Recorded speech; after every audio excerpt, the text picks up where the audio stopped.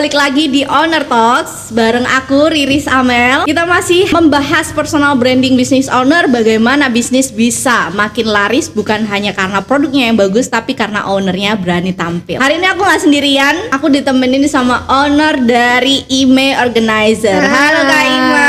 Hai. Gimana kabarnya Kak? Sehat-sehat. Kak, ini aku mau tanya banyak banget nih karena kita udah lama nggak ketemu. Gimana IME akhir-akhir ini? Alhamdulillah ya. Jadi sejauh ini dari IME Organizer sendiri itu kita tetap berfokus kepada pasar kita. Jadi sejauh ini kita tetap fokus nih ya ke pasar kita, ke siapa-siapa yang sebetulnya menjadi klien kita, dan kita benar-benar berusaha mendatangkan klien yang memang bisa dan akan menggunakan jasa kita. Kita flashback dulu ke belakang Kak.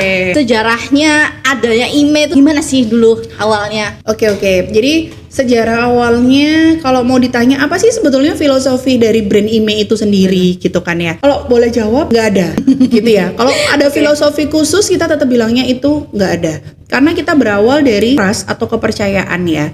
Jadi dulunya itu cuman ada satu tetangga yang tahu banget kalau misalnya aku tuh udah dari lama kerja di dunia pervendoran wedding gitu kan. Dan pada akhirnya dia minta tolong untuk bantuin aku dong kerjain eventku gitu. Okay. Akhirnya aku dengan modal nggak ada, dengan tim nggak ada gitu kan, kita ini berusaha untuk bisa menciptakan satu nama brand ini.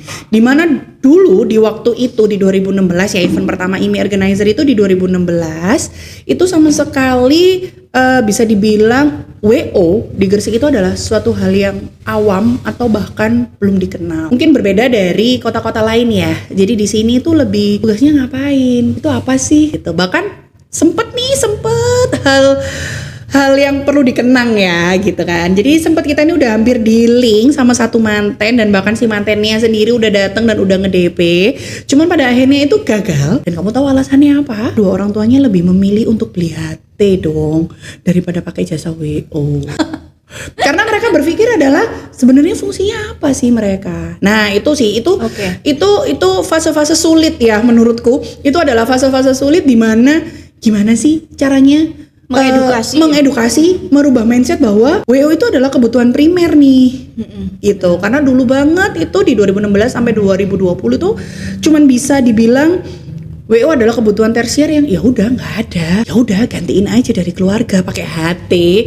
Bela-belain beli HT dong. Waktu itu HT bisa dibilang masih barang mahal ya, bukan kayak sekarang gitu kan. Itu bisa dibilang mereka lebih pilih itu daripada pakai WO. Mungkin buat yang Gen Z dan masih ngerasa gak penting nih WO, coba Kak Ima kasih edukasi sedikit deh buat mereka. Mungkin dari apa-apa yang aku sempat obrolin sama calon-calon mantenku yang sekarang gitu kan ya, mayoritas dari mereka tuh cuman kayak begini, Kak aku udah semua vendornya gitu kan, aku datang nih cuman butuh WO aja. Sebetulnya yang terjadi sekarang itu kan, teman-teman manten itu taunya adalah WO only hari H. Jadi kayak oke deh, aku bayarin vendor ini hanya untuk bayar di hari H. Dan itu yang sekarang ada di dalam pola pikir teman-teman manten di masa-masa sekarang ini dan berdasarkan usia mereka ya. Padahal sebetulnya jauh di luar itu gitu kan. Pemahaman dan makna dari wedding planner, wedding organizer, atau bahkan ada di atas itu namanya konsultan wedding gitu kan. Itu yang memang belum teredukasi ya. Mungkin di kota-kota besar lain gitu ya. Itu udah banyak dikenal. Banyak dikenal itu wedding konsultan. Bergerak dari itu ke wedding planner gitu kan, bergerak dari itu baru ke wedding organizer gitu kan. Nah, di beberapa tahun terakhir ini yang sudah banyak aku terapin di Gresik itu adalah wedding planner dan wedding organizer-nya. Dimana dalam artian kamu datang ke WO dulu supaya kamu tuh bisa kita bantu arahin, dan ada trust ya antara WO dan vendor. Nah, maksudnya itu mungkin seperti itu sih ya. Cuman yang banyak terjadi dan makin banyak terjadi akhir-akhir ini gitu kan, udah Kak aku need-nya WO only. Nah, yang pengen banget nih ya, kira-kira teman-teman lainnya juga, teman-teman calon manten gitu kan ya, itu bisa benar-benar paham ya bedanya apa sih wedding konsultan, wedding planner, wedding organizer gitu kan. Jadi nggak melulu aku trust nih, aku cuman butuhnya di WO hari H. Atau bahkan ada dia yang lebih miris lagi sekarang, itu namanya bridal assistant hari H. Itu udah mulai ada. Itu apa sih Apa gitu kan? sih? Bridal assistant di hari H itu kayak ya udah si manten nge-hire satu orang yang judulnya itu adalah bridal assistant gitu kan, untuk mengcover kebutuhan dan need dari si calon manten itu. Jadi ya udah, tugasmu cuman andaikan wedding besok, ya hanya datang mungkin 1 hari sebelumnya. Udah, kamu ditugasin untuk oke, kamu ini. Itu sebetulnya riskan. Satu orang harus bertanggung jawab kebutuhan event lah. Jadi Kak Ima tadi sudah menjelaskan panjang lebar. Apakah wedding planner pada saat hari H itu tadi yang banyak dipakai itu juga, apakah itu salah? Atau yang lebih baik itu sebenarnya WO yang menemani dari nol itu maksudnya dari awal acara ya? Ya, betul. Menurut Kak Ima itu lebih worth it mana? Dari segi harga, dari segi pelayanan dan lain sebagainya. Mungkin Kak Ima bisa jelaskan. Kalau dari segi harga, tentunya apa yang kamu dapat dari pelayananmu akan sebanding ya. Nah, ini yang perlu dipahami. Yang perlu dipahami juga adalah kalau wedding planner itu bekerjanya dari kapan sih? Terus dia itu bertanggung jawab akan apa aja sih, gitu kan? Dan tolong dong, jangan dibedain price listnya sama yang wedding organizer Hamin 1 hari, gitu Ya, tapi kan? pikirnya pasti kayak, terus aku pakai yang Hamin 1 aja lebih murah. Pikirannya seperti itu kan? Betul. Pasti, Kak? Nah, boleh lah ya, boleh. Aku bukan menyalahkan mereka-mereka yang ingin berpikir menggunakan jasa wedding organizer yang dihamin sekian hari itu. Boleh. Cuman jangan ya itu price listnya dibandingin dengan yang memang dari awal udah bekerjanya untuk wedding plannernya, gitu kan. Jangan yang ya udah aku pakai WO ini aja murah. Padahal kan price listnya tentu berbeda, jasa layanannya tentu berbeda, dan bisa dibilang perhatikanlah detailnya. Kamu di situ tuh udah include fasilitas apa aja. Nah kalau misalnya kamu dari awal oke lah aku pakai WO only di harga sekian. Oh oke, jangan dong nanti kamu bandingin sama yang dari awal udah dari mulai pilihin vendor, cek lokasi untuk pemilihan gitu kan, bahkan antar fitting, bahkan test food gitu kan, layouting dekor, pemilihan mood board dekor dan lain sebagainya itu gitu kan. Jangan dong dibandingin sama yang harga di price listnya ya oke lah WO only gitu. Nah mungkin edukasi itu sih yang mungkin belum tersampaikan dan hanya dibandingin oh itu mahal. Nah bahkan ada yang di wedding planner itu bahkan ada yang sampai pendampingan prewed. Nah beda dong sama yang hanya WO only hari H gitu. Tapi Kak Ima sendiri IMEI itu apakah melayani juga itu yang Hamin 1? Sebetulnya kalau dari IMEI sendiri karena memang kita bentuk kerjanya adalah jasa ya. Jadi kan kita tuh berusaha maunya klien apa sih. Cuman tentu ada plus minus dalam resikonya. Gimana nih? Kalau aku sih ya dari dasarnya IMEI sendiri itu pengen banget menjaga kualitas.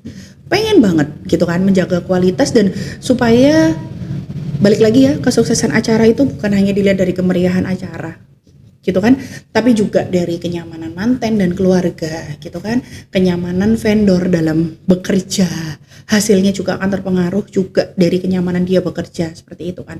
Nah kalau misalnya kembali lagi ya, kita harus berusaha inovasi lah ya, kita harus berusaha inovasi dan mengikuti begitu kan yang seperti apa kebutuhan calon manten ini gitu kan. Cuman tentu sih ada resiko yang mungkin bakal rawan untuk dihadapin. Contoh nih, kita sebagai WO cuman terima, oke, ini pesanan kita, ini pilihan kita, dan kita tinggal menjalankan itu, gitu kan. Tapi kita nih, yang biasa udah sering banget di lapangan, udah tahu bakal seperti apa, kurangnya apa, plusnya apa, dan dibandingin sama manten yang memang ya hanya hari itulah dia jadi manten gitu ya. Itu kadang kita kasih pemahamannya susah. Kamu lebih baik vendornya ini dulu, kamu pilih ini dulu, ini itu udah nggak bisa. Udah ya udah yang dia paham apa dibeli, dipesan gitu kan. Bahkan apa ya, resiko-resiko itu bisa jadi nanti yang menghadapi kita loh di hari H, padahal yang pesan mereka. Dimana kita nggak tahu kan Runtutannya seperti apa? runtutannya seperti apa, pemesanannya, Perjanjiannya. dealingnya si Iya. klien dengan vendornya seperti apa, kita nggak tahu kan. Kita hanya terima, oke, Kak Ima, pesananku ini ya, nanti tolong dicek in aja pada saat hari H. Contoh banget nih di catering, aku langsung kasih contoh real di vendor ya. Contoh banget nih di catering, klien menyampaikan ke aku undangan 300 misal, dan juga menyampaikan ke catering undangan 300 gitu kan. Dealing apa sih yang terjadi antara catering dan klien? Aku nggak tahu kan. Nah ternyata di hari H, ya ternyata makanannya kurang, atau ya ternyata ada yang kurang dari servis catering yang diberikan gitu kan. Mau nggak mau yang ada di garda depan siapa? Kita dong kena nama lagi kan. Padahal WO dong. sebetulnya Padahal ordernya cuma WO only. Oke, nah sedangkan transaksi-transaksi itu, dealing-dealing itu yang terjadi di luar sepengetahuan atau di luar pantauan kita dari awal as a planner tadi, nggak ada gitu kan. Cuman ya gitu, ya bisa walaupun yang katanya pada saat final meeting semuanya udah diberikan, semuanya udah dikoreksi gitu kan. Cuman kita nggak pernah tahu kan miss atau kurang-kurang apa yang bakal terjadi nanti di lapangan. Nah kalaupun ternyata kita tahu nih undangannya 300, ternyata klien ngomong ke catering 200, atau ternyata memang ada tamu yang melebihi itu, ternyata spare-nya kurang, atau ya hal-hal kecil itu sebetulnya bisa terjadi tapi nampaknya wow habis gitu. Atau kalau itu contoh dari catering ya, atau mungkin contoh lain dari make up gitu. Contoh nih, dia udah pilih satu make up, tetapi dia nggak nanyain make up di hari itu hanya dia atau bahkan ada pengantin lain. Biasanya manten nggak akan nanyain itu. Yang nanyain itu, WO. Kita nanya kan, oke, Kak aku udah pilih MUA ini. Dia tahu, dia bakal nanya nggak? Aku di makeup jam berapa? Aku di makeup di mana? Keperluanku apa? Si mantan bakal nanya nggak? Minim, dia nggak akan nanya itu. Bakalan kita nih yang nanya, rundownnya jam sekian ya, di makeup jam sekian ya, gitu kan? Nanti selesainya jam sekian kita butuh foto, kita butuh di foto di hotel, habis itu kita baru ke venue, foto lagi di venue, itu kan dan lain-lain, itu kan kita yang berkoordinasi sama tim foto dan MUA. Tapi apa yang terjadi? Si mantan pun nggak tahu bahwa ternyata di hari itu si MUA double. Itu wajar harusnya sih ya. Cuman kan kita sebagai WO harus detail dong nanyain, oke di jam sekian ini sekian. Dan ternyata si klien kan udah bayar dong, udah DP, udah semuanya. Dan si klien harus mau memaklumi bahwa acara jam 8 di make up jam 2. Ya subuh. Ya, subuh. dan itu lebih dari jam seharusnya gitu kan. Ya harus mau karena memang Iya, betul. double. Dan berarti itu apa? Itu kan kembali lagi ke riskan ya, mau atau nggak mau. Itu adalah hal yang sangat melelahkan. Dan keriskanan yang kedua adalah MUA-nya datang telat pada saat print-out. Sebetulnya itu tidak akan menjadi masalah karena aku yakin dari aku apapun jenis vendornya, kalau ada aku pernah celah atau aku pernah nggak baik sama vendor tersebut, aku pasti ingetin. Nggak mungkin aku nggak ngingetin klien ya. Cuman pasti vendor-vendor profesional yang udah dipilih. Cuman yang namanya di jalan, keterbatasan, kemepetan waktu dan lain-lain itu nggak bisa diprediksi dong. Nah, sampai pada akhirnya ujung-ujungnya WO lagi kan yang ya menciptakan mood baik. Ya mengolor waktu. Ya, benar. Ini kita kembalinya ke kita lagi kan. Iya. Sempat bahkan fotonya ngambek. Ngomongnya ke kita, Kak gimana sih MUA-nya telat? Ya udahlah ya udah ya. Kita lagi gitu kan. Jadi bukan berarti kalau dibilang salah kita, itu nggak salah kita. Gitu kan. Itu adalah ya resiko-resiko yang bisa aja terjadi lah ya gitu. Cuman baliknya siapa yang harus ngadepin? WO. Harusnya siapa lagi nih yang ada di depan kita gitu kan. Sedangkan tamu, vendor itu nggak akan pernah tahu dealingnya apa sih sama WO-nya. Apa vendor itu tahu dealingnya sama kita as a WO itu mau planner, mau konsultan, mau WO? Nggak tahu kan? Nggak ngerti. Nah. Nggak tahu kan? Yang ditahu apa? Ya udah itu urusan WO-nya. Ya udah Yang kena WO gitu ya. Ya udah kita ngikut WO-nya. Ya udah kita ikut rundown-nya. Gitu-gitu doang kan? Kan udah ada yang ngatur katanya. Padahal sebetulnya dari mulai pemesanan dan lain-lain itu kita nggak tahu. Dan yang lebih membahayakan, ketika image itu adalah ya udah itu kan ikut WO.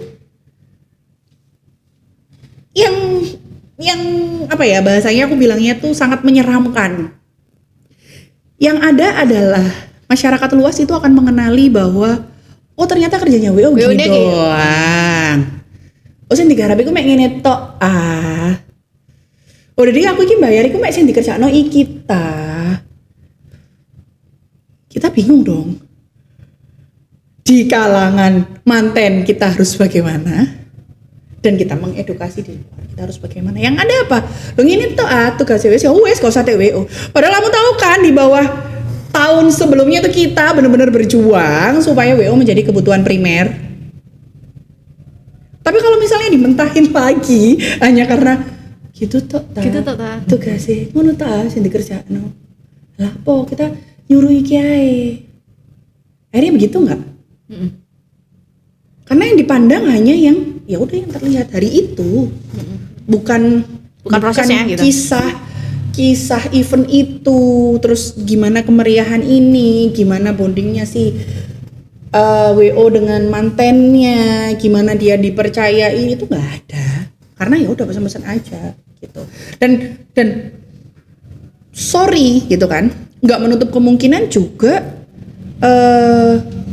klien ketipu langsung sama vendor, mungkin kan?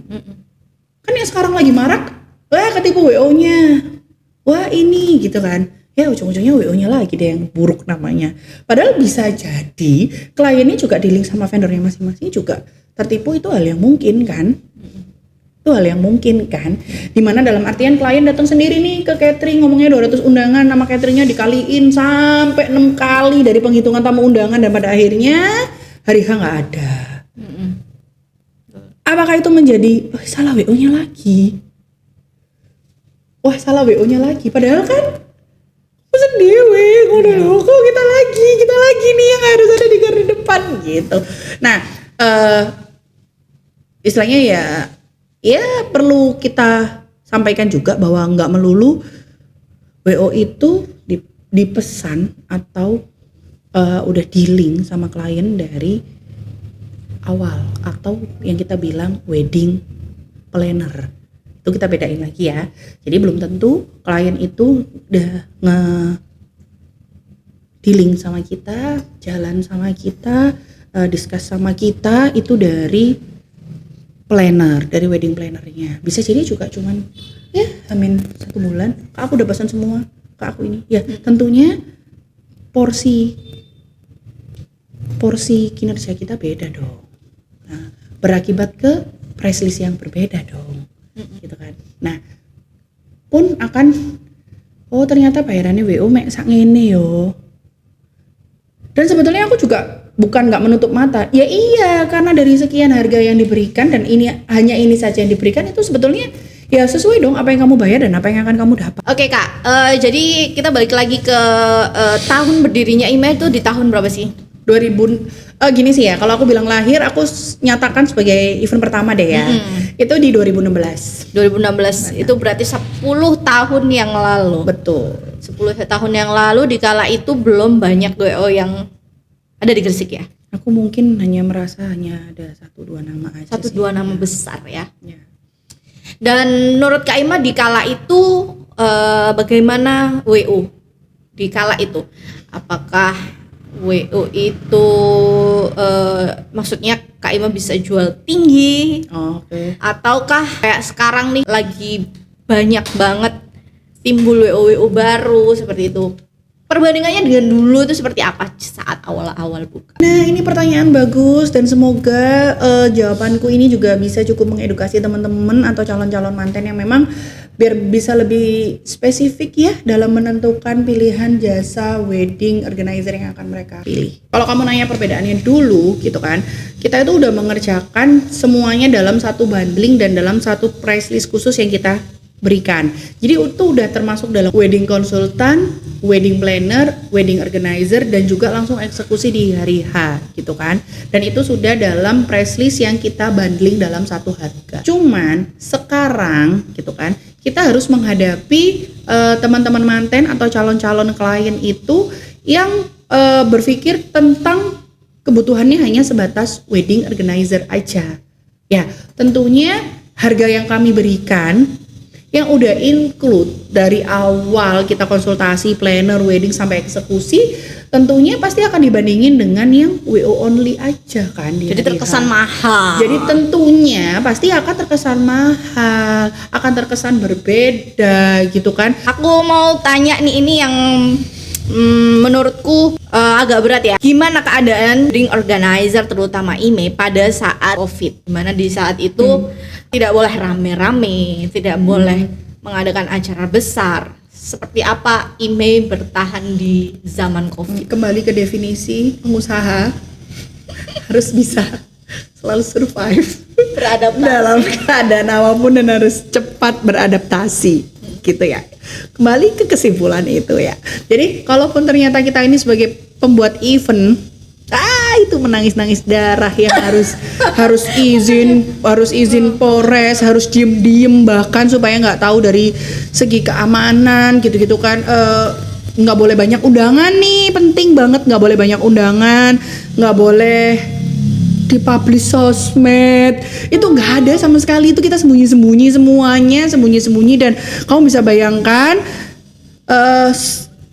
gimana publikasi promosinya? Upload aja nggak boleh, upload aja nggak boleh. Jadi ya kita main ya cara lama ke venue, gimana caranya dapet klien gitu-gitu, nggak bisa lapo-lapo, nggak iso update juga, nggak bisa. Paling kita update-nya itu cuma bisa flyer aja, menginfokan bahwa intimate wedding dengan undangan sekian, ini sekian, gitu-gitu aja sih. Dan yang lebih menyedihkan ya, jadi di tahun COVID itu adalah tahun mulai gencar-gencarnya pasar promosi iklan by sosmed. Nah udah gitu langsung kayak ketutup ya, hampir 8 bulan sih waktu itu, hampir 8 bulan. Dan susah dapat kliennya, dapat pun sembunyi-sembunyi, dapat pun intimate. Oke Kak, apakah itu berpengaruh ke harga? Banget dong, banget ya? Banget. Jadi kalaupun ternyata tadi aku bilangnya kita bisa paket all in, sepertinya dapat apa itu untuk berapa undangan, kan undangannya aja udah jadi cuman berapa orang, udah skala ininya berubah lagi. Istilahnya untuk gimana cara kita merangkul pasar kembali itu juga udah beda. Nggak bisa disamain dari yang tahun di bawah 2020. Ada lagi, itu cukup lama sih adaptasinya karena dari pandemi itu sendiri yang berubah. Dulu tadi yang aku ceritain sebelumnya, dulu kita dibeli as a jasa WO. Nah, tapi setelah pandemi banyak hal besar atau banyak hal yang berubah. Di antaranya adalah semakin menjamurnya bundling. Gitu kan. Semakin menjamurnya intimate wedding. Contoh Kak, contoh. Semakin menjamur intimate wedding yang dulunya itu skala undangan 500 ke atas kan. Nah, setelah pandemi yang terjadi apa? 200, 100. Tentunya juga pasti berpengaruh dengan price list kita. Rombak lagi, adaptasi untuk intimate wedding kan. Nah, kemudian berubah lagi dengan adanya bundling di mana dalam artian kita sebagai WO juga punya tugas untuk jualan vendor gitu kan. Padahal sebetulnya tugas WO sendiri itu bukan jualan vendor. Oke. Itu tugas WO sendiri itu kita ngerangkul manten atau klien untuk wedding dreammu kayak apa sih, budgetingmu kayak apa sih, kamu pengen pilih vendor yang seperti apa sih. Bukan kita sebagai WO dituntut untuk menjual bundling, karena susahnya adalah kita mau jual bundling, belum tentu kliennya suka kan dengan semua vendor yang kita paparkan. Bisa jadi, aku suka dekornya aja, kurang cocok MUA-nya, atau aku suka cateringnya aja, kurang cocok ininya aja. Dan itu aku sempat berada di fase bingung loh, beneran nih. Aku bingung karena aku ini udah berhadapan dengan banyak vendor-vendor berkualitas. Mana nih yang mau aku jual? Mana nih yang mau aku kasih tunjuk ke klien gitu kan? Aku sempat sih ada dalam fase-fase itu. Dan bahkan pada akhirnya aku ini harus bikin bundling sebanyak ini kah? Gitu loh. Karena kan, kak aku minta yang include catering, kak aku minta yang include venue, gitu kan. Kak aku mau yang semuanya ini. Bahkan pada akhirnya aku ada di dalam fase, oke lah berarti aku harus bikin katalog khusus untuk IME.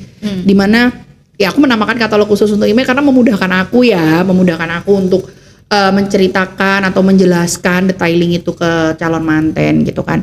Itu ada yang ya harus bundling dengan venue, harus bundling dengan catering, atau bahkan harus banding dengan beberapa pilihan opsional vendor yang sekiranya sesuai dengan permintaan klien. Tapi aku nggak bilang itu perubahan yang nggak bisa kita pakai sekarang ya. Nah, di masa sekarang kalau aku boleh mengkolaborasikan antara kita yang kemarin dari bekerja all in di bundling konsultan, wedding planner, wedding organizer itu kan, kita nggak menutup itu tetap kita pengen tonjolin gitu kan. Kita nggak menutup kemungkinan kalau ternyata tetap ada klien yang datang ke kita dan minta bundling, tetap kita akan menawarkan, tetapi prosesnya berbeda. Kita akhirnya mengkolaborasikan itu karena kita harus adaptasi dong dengan kebutuhan klien gitu kan, dan dengan intimate wedding yang sekarang-sekarang ini lagi marak gitu ya. Ya kita harus menyesuaikan. Caranya kita bikin surat penawaran atau pengajuan RAB untuk pilihan-pilihan vendor yang diminta oleh klien. Tentunya kan sekarang klien udah makin pinter sih. Mereka bisa cari aja, Kak aku mau vendor A, Kak aku mau vendor B gitu kan. Ya oke, kita jadiin satu, kita kasih itu untuk sebagai penawaran ke mereka. Jadi nggak saklek gitu ya. Jadi nggak saklek gitu. Karena kan ya kebutuhannya beragam, budgetingnya beragam. Gimana dong caranya kita adaptasi tetap bisa bundling. Tapi bahasa bundling itu kita bikin ke dalam bahasa yang oke lah, surat penawaran vendor. Nah, yang dimana surat penawaran itu bisa terus berubah ya. Istilahnya berubah sesuai dengan kapasitas dan keinginan budgeting klien. Selanjutnya nih Kak, jadi apa titik baliknya setelah COVID yang masa-masa sulit itu? Bagaimana titik baliknya? Dari IME atau dari dunia perweddingan? Ya dari IME. Oke. Kalau kita fokus ke dari IME sendiri, beda banget ya. Jadi di masa sebelum pandemi di bawah 2020 itu kita masih banyak menggunakan cara-cara konvensional gitu kan. Cuman setelah pandemi dan semakin maraknya dunia promosi dalam sosmed, pada akhirnya kita harus mau beradaptasi kembali dengan cara-cara promosi yang ya sekarang sudah menjadi hari-hari kita lah ya. Makanan sehari-hari ya. Jadi kita ya lanjut. Apa yang dilakukan Kak Ima? Setelah COVID berlalu. Oke, awal-awal dulu setelah COVID mulai ya, kita berarti kan kita harus bangkit kan. Nah di situ cara kita bangkit adalah benar-benar fokus melalui media sosial gitu kan. Cara-cara lama udah mulai kita tinggalin, kita mulai fokus ke dunia sosmed gitu kan. Ya kita mulai memperbaiki internetku di dalam, aku mulai pakai admin bulanan, aku mulai pakai konten kreator dalam setiap eventnya, dimana dulu-dulunya tuh nggak ada. Dulu-dulunya tuh pure ideku untuk aku ambil satu tim foto video lain selain tim foto video yang dibayar manten, itu khusus untuk IME, dan budgetnya juga hampir mengikuti budget vendor wedding ya, bukan budget wedding konten kreator. Nah jadi dulu tuh tetap kayak aku tuh harus bayar vendor hanya untuk satu hasil di setiap eventnya gitu. Terus akhirnya seiring berjalannya perkembangan teman-teman yang mulai update sosmed, reels dan lain-lain, akhirnya kita berinisiatif untuk selalu bikin satu tenaga yang khusus kita namain konten kreator. Jadi dalam setiap eventnya kita ada satu tim khusus yang memang nggak bertanggung jawab di job desk vendor ya, itu dia bertanggung jawab di konten kreator. Nah dari situ kita mulai aktif nih di dunia persosmedan. Jadi media promosi kita ya balik lagi ke dunia marketing, kita balik ke persosmedan lah. Nah untuk Kak Imanya sendiri nih mulai membangun personal brandingnya itu ketika apa? Yang memicu Kak Ima akhirnya mau nih. Kak Ima kan dulu kan ojo deh gitu ya. Gini, baik. Asal muasalnya adalah semakin menjamurnya nama WO baru. Dari yang awalnya memang kita bisa berada dalam pasar kita, pada akhirnya kita harus berjuang dan adaptasi tentunya dengan semakin maraknya nama-nama WO baru. Sebetulnya harusnya kita sebagai pengusaha tidak menjadikan itu penghalang kita untuk terus berkembang. Cuman kita kembalikan lagi ke diri kita nih, gimana nih caranya kita berinovasi sekreatif mungkin untuk kita tetap berada di dalam pasar kita. Di dalam pasar kita ya. Jadi nggak melulu klien yang datang ke kita itu adalah pasar kita dan mau membeli harga kita gitu kan. Nah akhirnya itu yang pertama, semakin menjamurnya nama vendor baru gitu kan ya. Kemudian yang kedua, aku harus berpikir pekerjaan kita itu dalam bidang jasa, gitu kan? Gimana sih caranya mengukur jasa kalau orang-orang di balik layar yang ada dalam kesuksesan acara itu tuh nggak terpublish, gitu? Gimana, gitu kan? Sedangkan jasa sendiri nggak bisa diukur. Kalau dekor bisa dong. Oh, dekornya bagus, bunganya bagus, oke itu bagus. Kalau MUA, oh iya mantennya pangling, makeupnya nggak Ayu. crack, ayu, bertahan sampai selesai acara. Oh oke, berarti makeupnya dinilai bagus. Cateringnya HB, apa ini cateringnya cocok, habis, enak gitu kan. Bukan kehabisan loh ya, maksudnya itu enak makan gitu kan. Itu kita bisa ukur, oh cateringnya enak. Nah sekarang coba deh, apa yang bisa diukur dari vendor wedding organizer? Apa tolak ukur apa sih yang bisa kamu jadiin patokan penilaian untuk pekerjaan jasa? Nah dari situ aku berpikir nih, ya berarti gimana caranya aku harus mempublikasikan kinerja, mempublikasikan diriku yang memang harus langsung berhadapan dengan klien, berdiskusi, negotiate dan apapun itu aku dengan klien gitu kan. Dari situ aku berpikir ya mungkin sepertinya orang juga harus mulai tahu siapa di balik layar IME. Jujur li dulu di sebelum 2020 itu aku berpikirnya ya udahlah IME autopilot aja, IME nggak usah kenal aku. IME ya wes, IME aja gitu kan. Tapi pada akhirnya aku berpikir, lah sekarang kalau IME jasanya nggak bisa diukur, apa nih yang mau tak jual? Betul. Berarti kan kita kembali lagi kalau bentuknya jasa ya aku harus berpikir yang dijual adalah bentuk konsultasinya, bentuk kenyamanan sebagai ya jasa, gimana klien itu nyaman juga sama kita gitu kan. Kemudian klien itu bisa kayak, oh aku trust sih kasih duitku, siapa sih orang yang bakal terima duitku ini gitu kan. Kalau misalnya kita nggak tahu, kita nggak menampakkan diri, sebetulnya boleh sah-sah aja, tapi tentu nilai trustnya berkurang. Berbeda gitu ya. betul. Nilai trustnya berkurang. Kamu nih mau kasih uang nih, kasih uang ke siapa? Seperti apa? Gitu kan. Kemudian akhirnya aku memutuskan untuk oke lah, berarti mungkin saatnya aku yang ada di balik IME selama ini gitu kan, berusaha membranding diriku untuk ya inilah aku yang bekerja di balik IME. Dimana dalam artian ketika kamu butuh, aku mau diskusi langsung yang tadi aku bilang konsultan, oh ada sosoknya.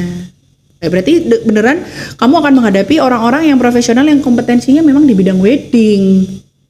Bukan kamu akan dihadapkan sama ya tim-tim yang setiap tahunnya harus oprek dan berganti.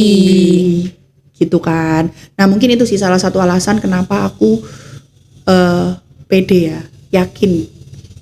Karena sebetulnya memang gak pede aku di depan kamera. Aku harus membangkitkan kemauanku itu gitu kan, supaya orang trust, orang bener-bener berhadapan dengan sosok yang ya itu bidangnya, itu profesionalnya gitu kan, itu dia dibayar untuk pekerjaan itu gitu kan, bukan tim yang tiap tahunnya harus oprek dan ganti gitu kan. Kita ya pasti tentu tingkat trust, tingkat keyakinan, tingkat seberapa besar dia mau apa ya, gak usah itu pasti akan berbeda. Dulu kita pertama kali ketemu, aku selalu sarankan ke Kak Ima gimana caranya orang itu bisa membeli IME karena percaya sama Kak Imanya.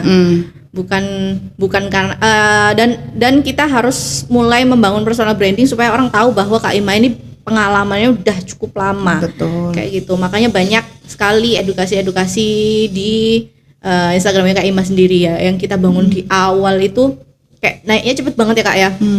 Naiknya cepet banget.